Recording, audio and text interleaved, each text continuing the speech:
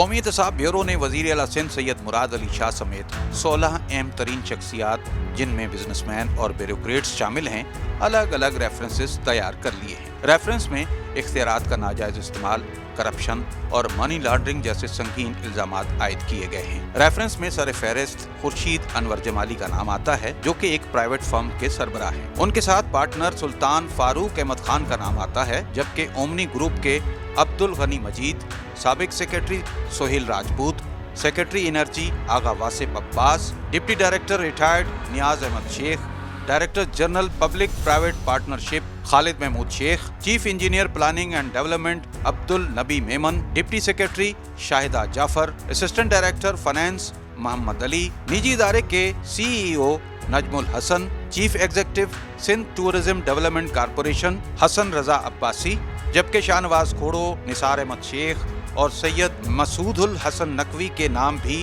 Reference کا حصہ ہیں۔ تمام ملزمان تاحال گرفتار نہیں کیے گئے، بیشتر نے ضمانتوں کا پہلے ہی بندوبست کر رکھا ہے، جبکہ متعدد بیمار ہونے بھی جا رہے ہیں۔